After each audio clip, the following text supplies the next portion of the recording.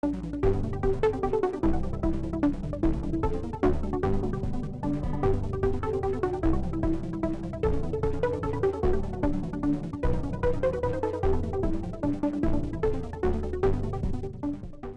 to this festive special. As is the usual way, in this festive episode, Geoff and I will flick through an issue of a magazine, play some games, comment on articles, and generally have a good chat. For this episode, we picked Sinclair User from December 1984. And this issue was purchased from W.H. Smith in Poole for 85p. What a bargain. The front cover is taken up with Ghostbusters. I remember this Christmas very well. There was a battle between Ghostbusters and Gremlins to see which film was best. Personally, I like Ghostbusters. Anyway, there's an interview with Matthew Smith. That will please Geoff. It will. I'm really looking forward to that. Inside and Sinclair Voyance, the section that sort of tries to predict the future or make statements about what's about to happen. And in this one, it's the QL fairy tale. Did you ever contemplate getting a QL, Geoff? I didn't.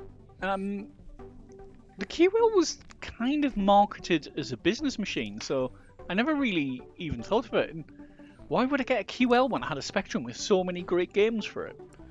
Because there was a rumour very early on that it would be Spectrum compliant and it would have not only a 68000 but also a Z80, and you could possibly play Spectrum games on it. Obviously it turned out not to be true, but I do remember there being a lot of interest around the fact that it might be the next Spectrum. I never heard that, but I only got Crash and read Crash, and I don't think they did a lot about the QL in Crash. Let's start with the news then. A new Spectrum has been launched.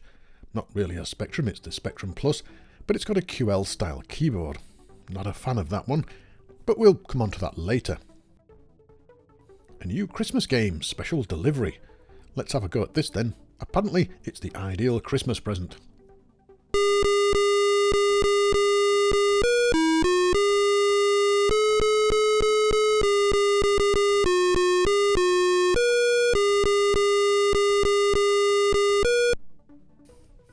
Yeah, it's rubbish. At least it's got 3 parts in it. Yeah, well, the first time I played it, I couldn't even get to the second part, and then the second time,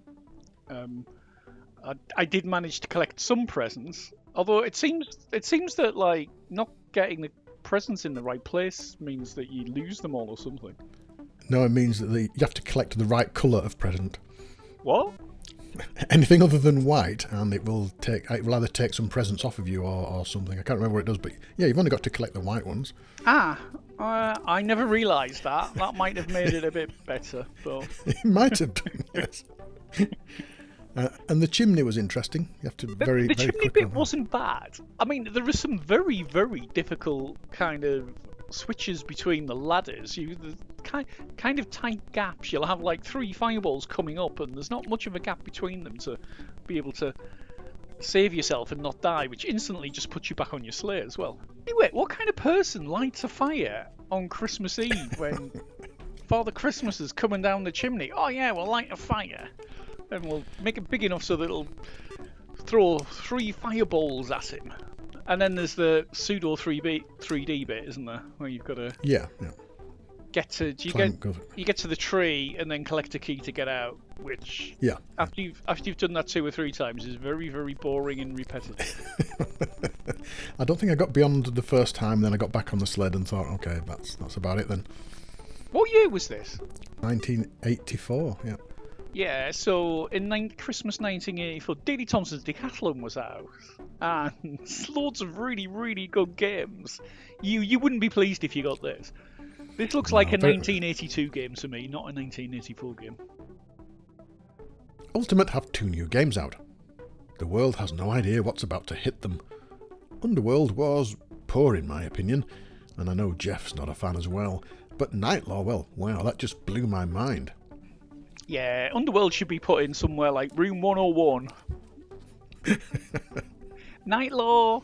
Oh yeah, Nightlaw was amazing. It blew everyone away. It just looked so good. There had been one other thing like it before, which was Ant-Attack, but this just took it to a whole new level, didn't it? Yeah. And then there were so many clones. There were. including Ultimate did their own clone in Alien 8, which is a better game. The Labour Party are in trouble, or should that be Micronet? Anyway, someone released information that they should not have done, and it was retracted straight away, a sign of things to come maybe. The Challenge Sprint. One piece of hardware I'd love to get my hands on. Apparently it worked well, initially, and you needed a new ROM for your Spectrum to make use of it. It loaded games much faster.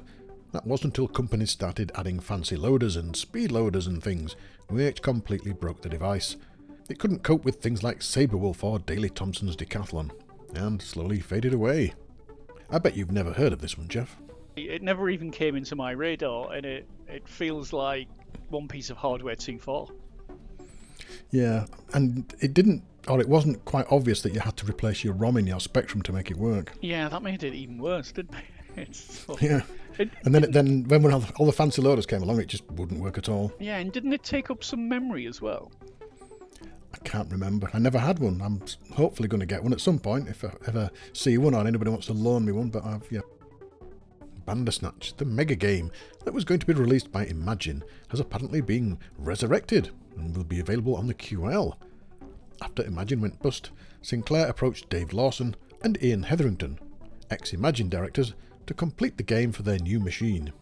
It never made it, sadly, and looking at the QL version, well, no more to say really. It did eventually see the light of day on another system, the Amiga, renamed Braticus.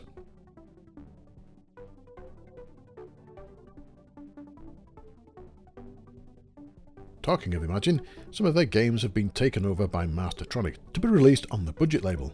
Bojolly distributed them in 2 compilations, one holding 16K titles like Arcadia and Jumpin' Jack, and the other 48K titles. Some of them are missing though. There's no Schizoids in the 16K release, and no Stonkers in the 48K compilation. I wonder why that might have been. The sequel to Jet Set Willy has been delayed, for many reasons, but the main one seems to be that Matthew Smith wants a hardware add-on to come with the game that can be used for other things other than this game alone. Maybe a RAM expansion or something, or a sprite engine. Or sound. Did you know about that, Geoff? Like that one Microgen did. That was a huge hit, wasn't it? Yeah, Shadow of the Unicorn. Yeah, Shadow of the Unicorn. Yeah, that was a massive hit. So I don't think other than the 16K RAM pack, but that was an official Sinclair thing, wasn't it? Yeah, and you needed that because all the games suddenly started making use of the 16K and for the ZX. That's for the ZX81. Other than an official one from Sinclair, I don't think any expansion pack like that was ever going to be a hit. Sadly, I mean, it would have limited the games, and then you're starting getting into territory of just how much memory do you need for this game? Let's add more and more. So I mean, you just think this would have been Software Projects. If Software Projects bought that out, if you're then Ocean or another big company, you're not going to start supporting their hardware for your games, are you?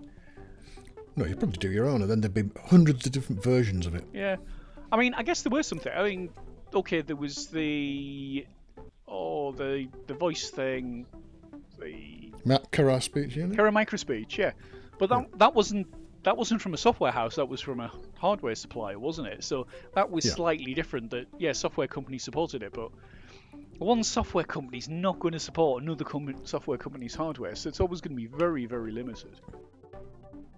Herg, the games designer from Melbourne House, had a competition for the best game submitted using it. Tom Davis won, and the game will apparently be released by Melbourne House. Not sure it ever got released though. There's no game of that name on Spectrum Computing. It was going to be called Tin Drum and involved collecting notes to make a tune. The game designer was pretty poor, to be honest, and even if you made a game with it, you couldn't really sell it because it needed the editor so you could run it. A new book claims that computers will be able to create thought and gain knowledge and be able to solve major problems of the world. Yeah, like that's going to happen. No, can't see it happening. You're never going to have something where you can type in, "Oi, ChatGPT, what's the answer to this?" And it gives you really, really long, very concise and utterly accurate and never had any problems in it answer. On to the letters then, and the usual stuff. Someone's annoyed by the natives in Saberwolf. Any advice, Geoff? Don't try and kill them.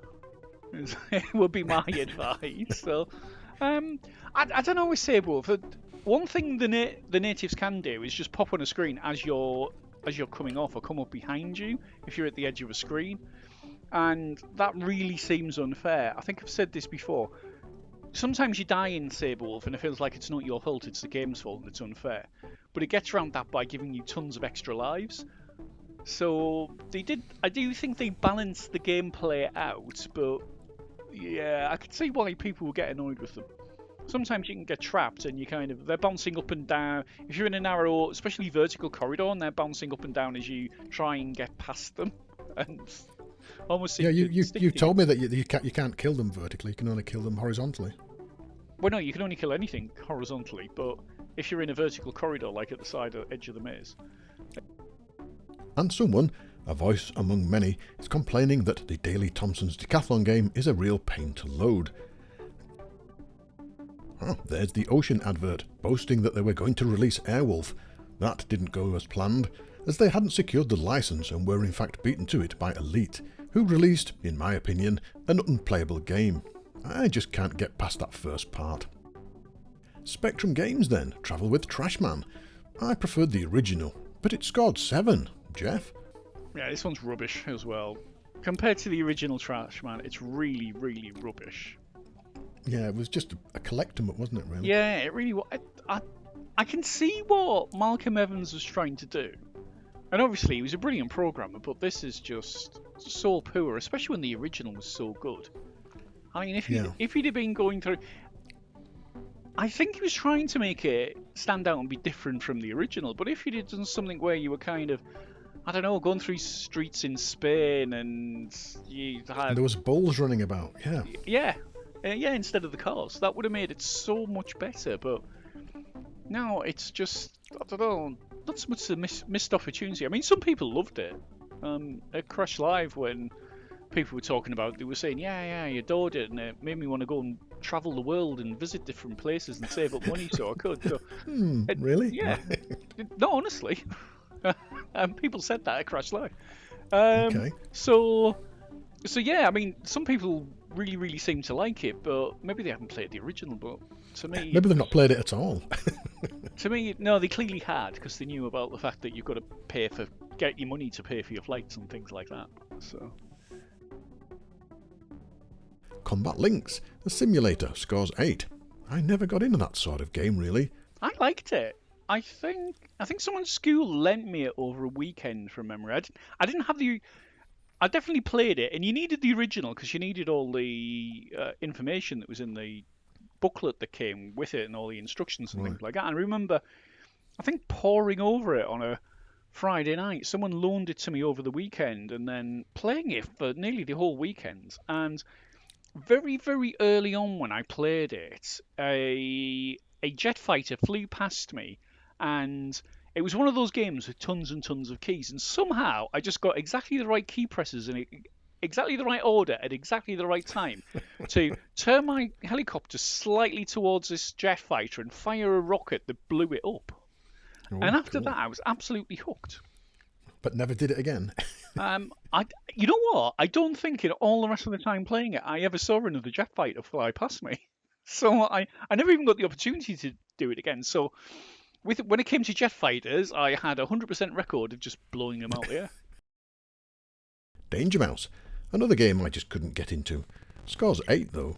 Several parts, including a boring dodge and shoot game that switches from automatic shooting to manual, and you have to pick the colour of the thing you're shooting. A second part, where it rivals Jungle Fever for levels of frustration.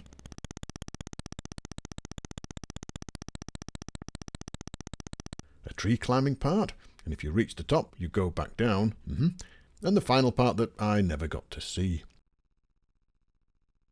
Zombie from Quicksilver, the follow-up to Ant Attack. Again, I preferred the first game. It uses the same 3D technique and has you trying to coax zombies to their death. Scores a 7.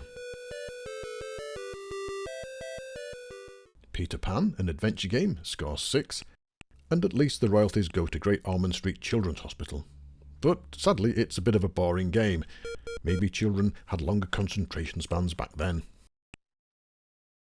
Battlezone from Quicksilver scores only 5. What? It's the best Battlezone there is on the Spectrum. They say it's hard to control because it uses the arcade-like tank track controls, in that you operate each track separately. But that's how it is in the arcade. How can they mark it down for being accurate? 3D Tank Duel, on the other hand, beats it with a score of 6. Better than Quicksilver's game. And the only reason they scored it higher is because it had a coloured landscape, which is not like the arcade. So they scored Battlezone down for being like the arcade, and scored 3D Tank Duel up because it's not like the arcade game. Rommel's Revenge. Rommel's Revenge was my favourite. I think maybe because it was blue instead of black, it looked different. It looked a bit different. The black background was a different colour, so it looked a bit different. Yeah, I mean, I know you like the arcade game. I love the arcade game, yeah.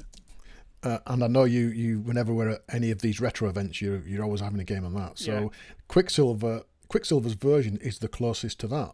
It's certainly not like 3D Tank Duel. I don't think I've ever played it. It was once I played Rommel's Revenge, there was no other 3D tank game for me on the Spectrum.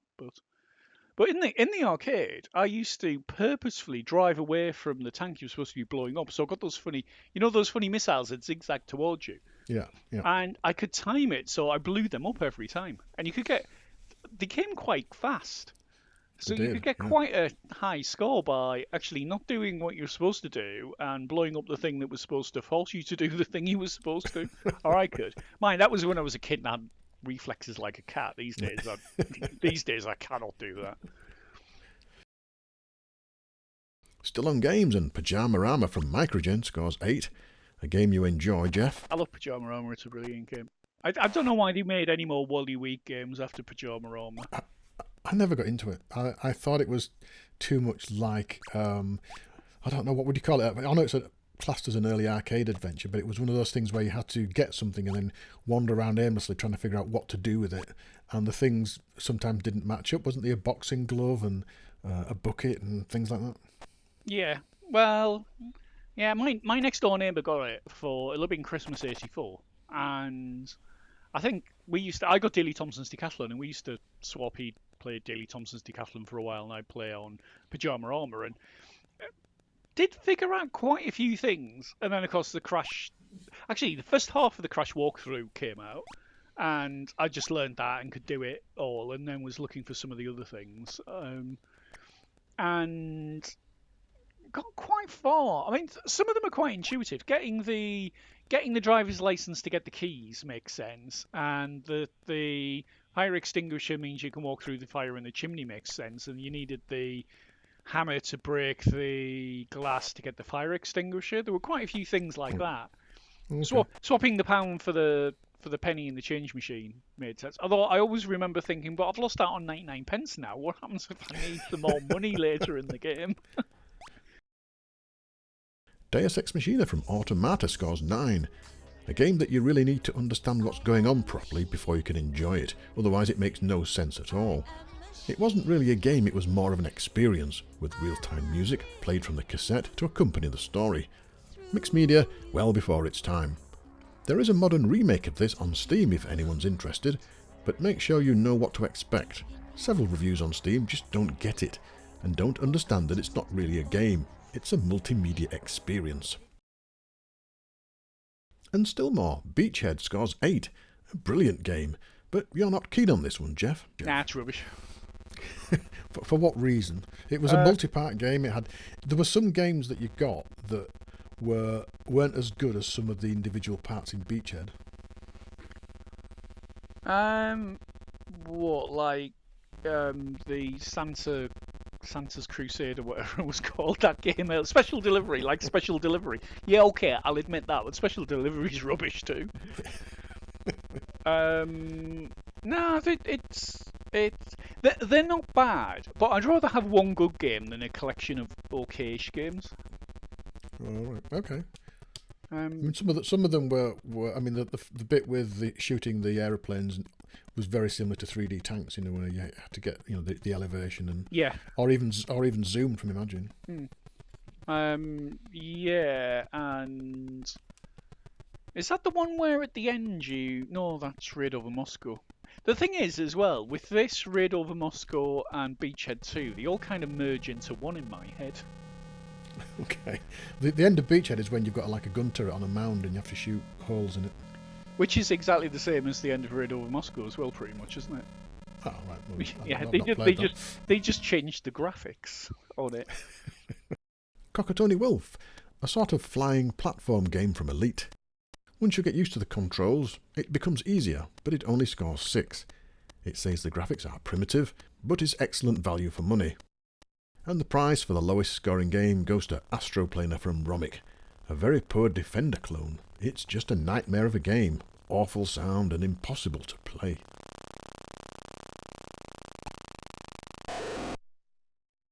Night Gunner from Digital Integration scores 6. This is a game I reviewed recently, and it's a nice 3D shooter, very similar to Imagine's Zoom. And Chinese Juggler scores 5. They complain about it being the same thing over and over again, spinning plates. I can see where they're coming from, but that's the name of the game, so what were they really expecting? The music is pretty annoying as well. Gilligan's Gold from Ocean scores 6. This is a version of the arcade game Bagman. Run around the mines, collect bags of gold, avoid the minecarts and the chasing miners. I just could never get the bags into the wheelbarrow at the top. Maybe I'm just a bad player, but really it shouldn't be that hard. Sticking with this for a while, the reviews say there's a difference between the demo and what is actually possible in the game itself. Not sure which part though, as I can do all of the things shown in the demo at the start. They also say the main character looks like a pink teddy bear. Right then, we've finished the games, and more letters. Someone has bought Interface 2, and found that when loading Jetpack from tape, the joystick ports don't work. And the answer was, well, wait for the Jetpack ROM to be released then, or buy something else like the RAM Turbo.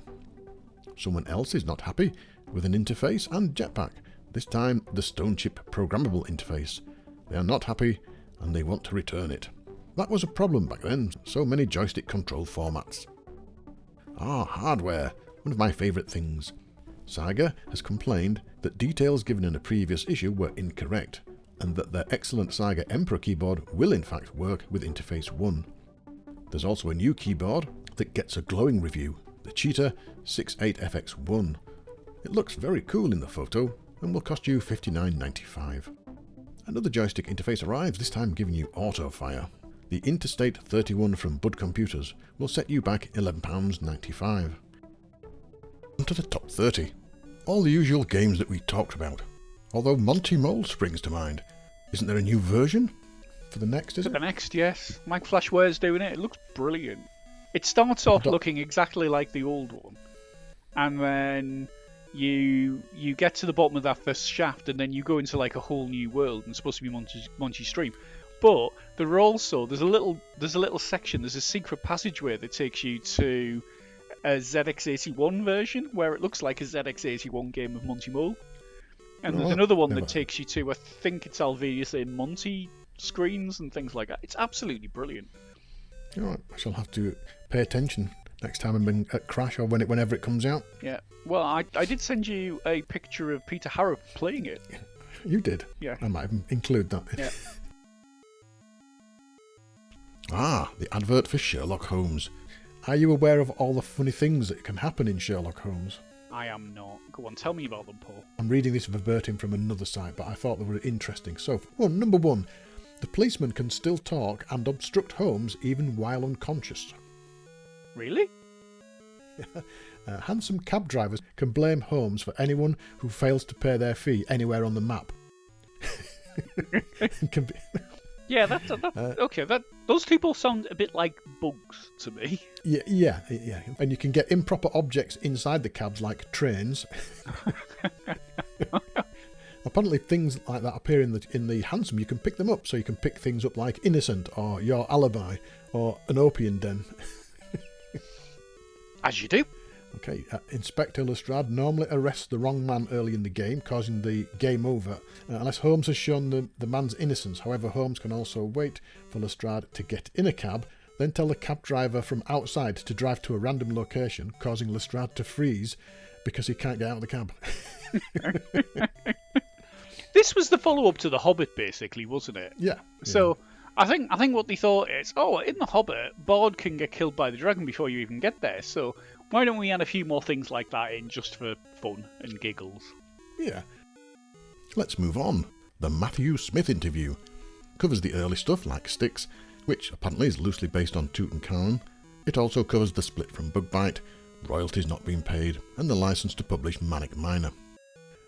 Did you find it interesting? Did you find anything you didn't already know? I did. It was very, very interesting. And reading it, you can see why Matthew ended up going to, was it Denmark or the Netherlands? There were lots of rumours where he went. It was the Netherlands, Netherlands, wasn't it? Yeah, it was the Netherlands, wasn't it? And he lived in a commune. He was talking about communes and how he wanted a simple life and didn't want fame. It was too much like harassment and stuff like that. He didn't want to be famous or anything. The interviewer says, "Do you realise you're the most famous programmer in the country?" And he went, "Nah, no, and I don't want to be. I want a simple life where I live in a commune and get closer to nature and things like that." So I mean, and this was '84, wasn't it? So there were already hints there that Matthew wasn't going to be kind of in the games industry forever and things like that. He had some funny ideas. I do think he says at one point that as well that the follow-up to Jet Set Willy wouldn't be on the Spectrum. And mentions the hardware piece that you mentioned earlier, which, I mean, we all know what happened there. Nothing ever happened. Megatree never materialised. But yeah, you can kind of see all that to start with. There's some interesting interactions between him and one of the kind of guy who was running software projects as well. About apparently the room where all the programmers was locked, and I don't know if it's to keep them in or to keep everyone else out is an interesting one. And apparently Matthew was the only person who didn't have a key, which is quite funny. And discussions about the fact that programmers would stay there for day after day after day and sleep under the desk and just keep going and things like that, which that was a common thing in those days. It was mentioned in quite a few companies' interviews that they did that. Yeah, but it almost seemed like it wasn't like they were being forced to do it. It almost seemed like choice. They just wanted to get on with it and they were having. I think they were. It sounded like they were enjoying what they were doing, but I really think the signs were on the wall that Matthew was not happy being a famous programmer, shall we say. Moving on, a test of 3 fast-loading devices, something I've done on the show quite a few times. Sadly, one of them though, the Challenge Sprint, I haven't got my hands on yet. They test all of the devices, but don't really give an opinion on which is best. Next we have Program Printout, the type-in section. Let's pick a few out to try then. Damien, a huge type-in. This is a text adventure, where you set out to kill Damien, the son of the devil. The locations are very sparse, but the puzzles are okay, if you can guess the correct words to use. Here, for example, having collected £5, whatever I type doesn't seem to do the job.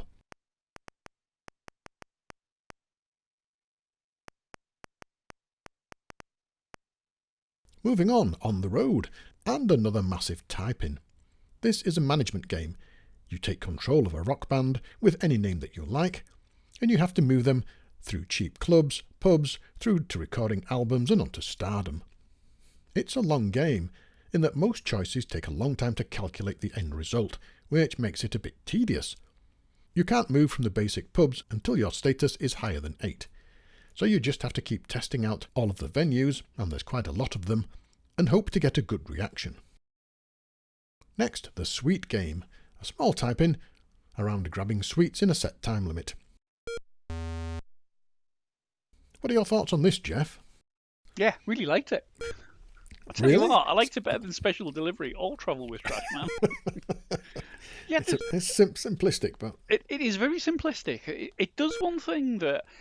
You got quite a few type-ins like this, where you just move around and have to collect something in a time limit, which is what this is. But this puts a little... character square that blocks you from going in that direction every time you pick up a sweet. I don't know whether it's supposed to be the sweet wrapper or something. I ran into that a couple of times when I was playing it. Yeah, I did as well. And the thing at the end, where when you collect 20 sweets for the park keeper, he says that's not enough. You've got to go and get another 20, but you've got less time this time. It's actually quite funny. Do it all again, and then at some point you won't have enough time, and the game will end. Yeah, I wonder if the author was a fan of Viz and Parky out of Viz magazine. Onwards then, and to the review of the new Spectrum Plus. Well, it's just the old Spectrum in a QL-style keyboard with a reset switch, and I think we all know that. There are extra keys though, single keys for things like delete, edit and true and inverse video. Helpful once you've got used to them, and of course a proper spacebar at last. But this was going up against existing keyboard replacements from the likes of DK-Tronics and Saga. Right, it's on to the Christmas quiz, and no cheating. I've not looked at the answers. Actually, are the answers included, or are the next month's? They're in a page later in the magazine. Not that I've looked. Right, question number 1. Oh God, character attributes. Oh God, I'm not reading all that. 2 characters below are about to perform 2 actions. Firstly, they are going to argue. The loser of the argument will start a fight. Who is the loser of the argument and who wins the fight? Oh, bloody hell. Right, well, intelligence. Stab has 8 intelligence and Slaymore has -1. So let's face it, Stab is going to win the argument. He'll win the argument, yep. Yeah, but Stab's endurance is -1, his strength's only +2, whereas Slaymore's endurance is +2 and his strength is +4. So Stab wins the argument and Slaymore wins the fight. Do we need to write this down? Yeah, I've written it down. All right, okay. So we need to, otherwise we'll forget by the get to Yes. Question 2. Oh, this is one for you then. Lords of Midnight. What are the initials of the writer of the famous graphics adventure? MS, it's Mike Singleton. Yeah. Which 2 characters must fulfill the quests of the game? Well, that's Morkin and Luxor, so that's easy. Oh, easy for you. Was it? Luxor. Oh, I don't know. Yeah. I played it once in 1980, whatever it was, and put it on the shelf. Right. Where are we? Wrath of Magra. Which company took over Carnell Software in August? That was Mastertronic. Yeah. Name the adventures that make up the third continent. You'll have to tell me this because I haven't got a clue. Well, Wrath of Magra's obviously one. Yeah. And then there was Black Crystal, which was the middle one. The first one was I want to say Volcanic Planet, but that's a different game. Volcanic Dungeon. Yeah. Volcanic Dungeon. Right. Not Volcanic Planet. Right. I'll just put Dungeon/Planet. That's a different game. Yeah. Right. Number 4. Chess techniques. In the May issue Sinclair User, we describe techniques for writing strategy games. What is a tree structure? Is it an infinite or absolute? I think it's infinite. I think it's both. I don't know. Well, if it's both, it must be infinite, mustn't it? Is it infinite? Well, it just keeps branching. It's like a Mandelbrot, isn't it? I was going to say that. It's like it's like that, or yeah. But that's absolute Mandel, and it's both. Can you have? Is it not both? Are you going to pick one? Then you can't have both. I think it's infinite. Okay. Right. Number 5, the Hulk. The Jolly Green Giant thundered into magazines in September, courtesy of Adventure International. Who wrote the game and where does it start? How does Bruce Banner become the Hulk? Clues for those questions can be found in Marvel Superheroes comics. All right, let's go back and read them then. So Scott Adams wrote the game. Wrote it. You start tied to a chair, don't you? In a lab. Is it in a lab? Is it a lab? In a lab tied to a chair. And then, when I used to play the Hulk, all you have to do is hurt Bruce Banner and he becomes the Hulk. Now, I think the classic answer that everyone seems to know is bite lip.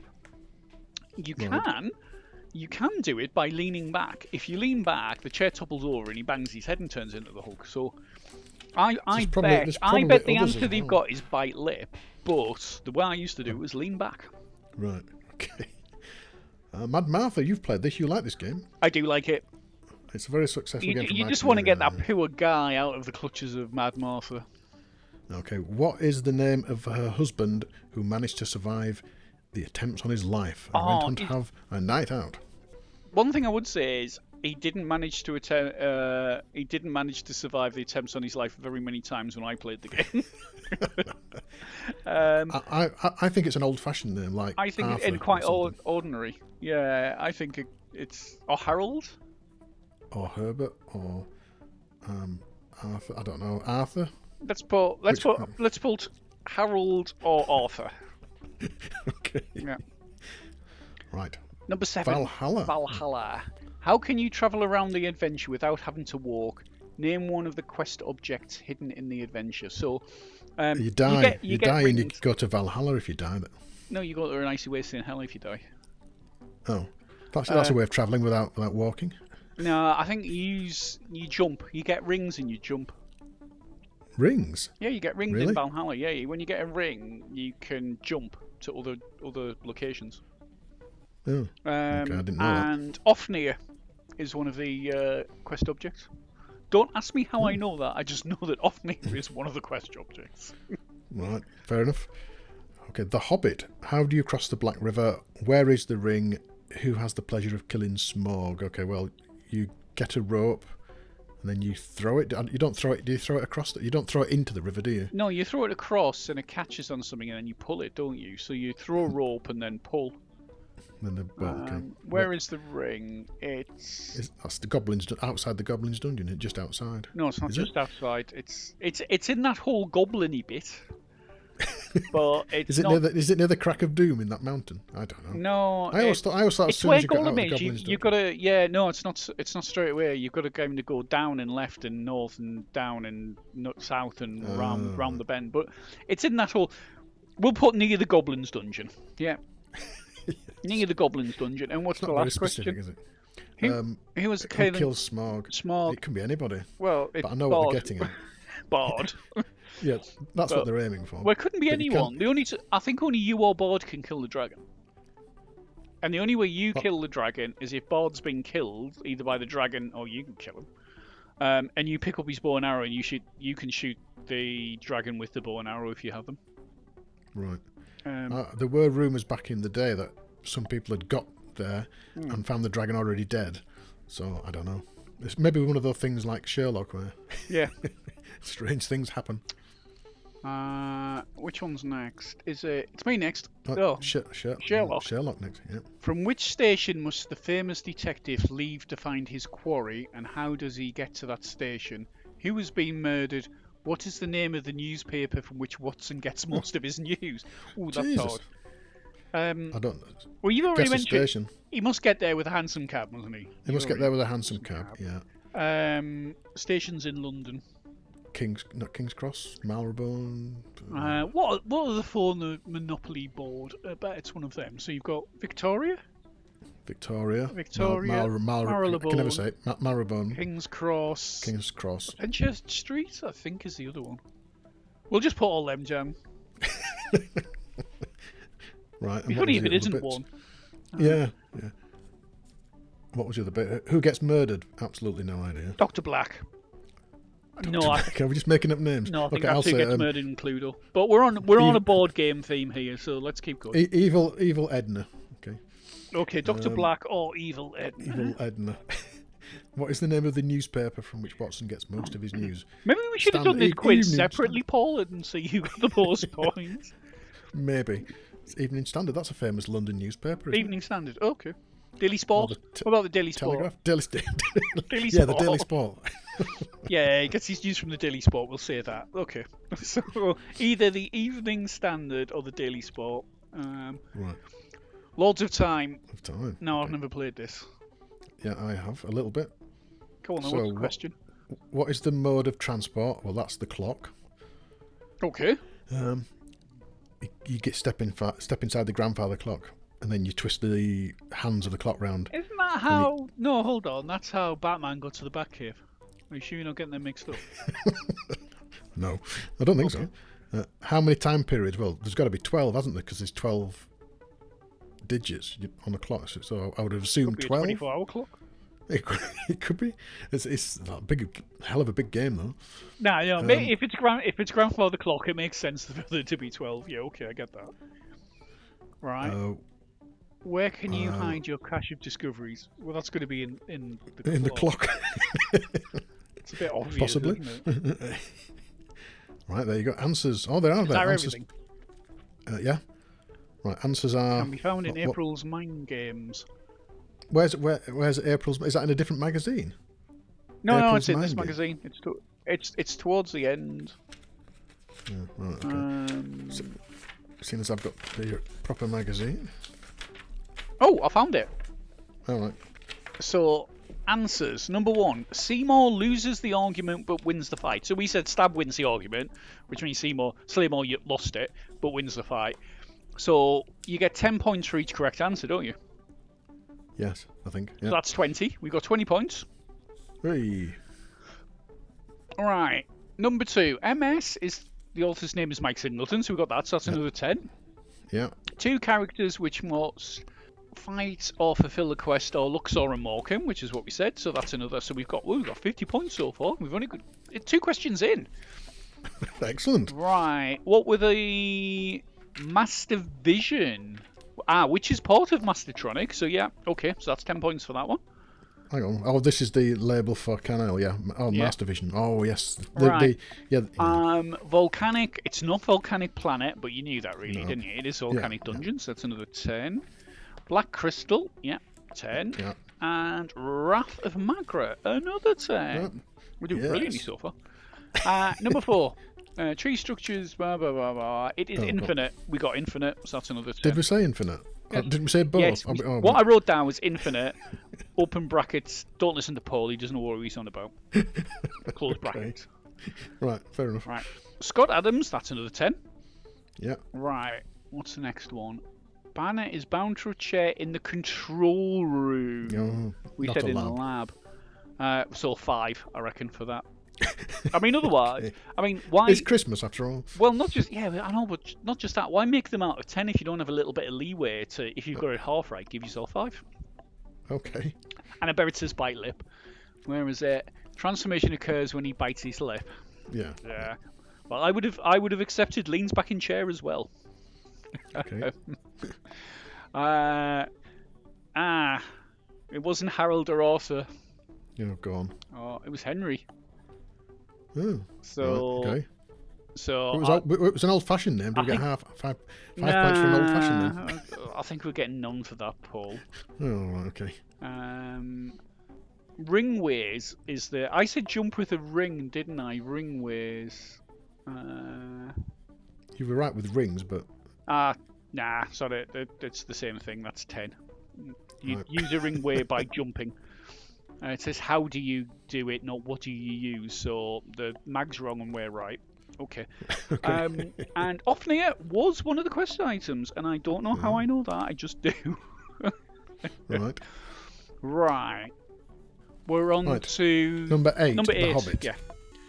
Okay. You rope a boat to cross the river. Rope a boat. That's the same thing, isn't it? It's chucking a rope. We said throw a rope and pull. Yeah, we get 10 for that. That's saying that right. Okay. The ring is by the. Oh, it's by the lake or with Gollum. We just said in the whole goblins dungeon caverns area, didn't we? So I think we get 5. Let's give ourselves 5 for that. Yeah, because Gollum's in there at the same time. Yeah. And then the obvious one here is going to be Bard. Yes, Bard kills Smaug. That's another. Even though, Another 10 for us. Okay, so the station is Paddington, We didn't get any comma of them. Victoria, or Oh, hold on. Aldgate. Paddington, Victoria. What? Oh, we got Victoria. We said Victoria, so we get 10 for that. Okay. Handsome Cab, we got that. We got that, so that's another 10. Yeah. Mrs. Brown and Mrs. Jones were murdered. Right. Well, how do you know that evil Edna's name isn't Jones? How do you know she's not Edna Jones? It could be Edna Jones. Or, Could be, but we didn't actually say it, did we? No. We just know, but we're on first name And terms. Mrs. Brown is quite close to Dr. Black, but I don't think we're getting any for that. Okay. And the name of the paper read by Watson is the Daily Chronicle. So not the Evening Standard and not the Daily Sport. Not the Daily Sport. No. So I don't think the Daily Sport was out then, was it? Not back in Victorian times when Sherlock Holmes was doing his stuff. Right. Okay, final question. The grandfather clock is the method of transport. There are 9 time periods. That's unusual. All right. Okay, so 12 was wrong. And you store your things in the clock. Which is another 10. So how many do we get? Another 10. I'll add them up. 210. And the highest possible score is 220. So that's not so bad. No, it's higher than that. Give yourself 10 points for every correct answer. The top score is 220, it says in here. Anyway, we got 210, so we did really, really well. That's not so bad, actually, is it? No. Between us, there was some I had no idea on some of Let's have a them. look if we go back to 209. It says what it says about people who got 210. So if we got between 75 and 100, we're a master mage. So, right. Oh no, that's percentage. So we got 210 divided by 11 out of 220, which is 95%. So we're master mages. Yeah, we're master mages. Time for some mince pies and a sherry, and a Merry Christmas to you all, and see you all next year. Yes, Merry Christmas, and apologies to the listeners for my croaky throat, especially towards the end. I've got the lurgy.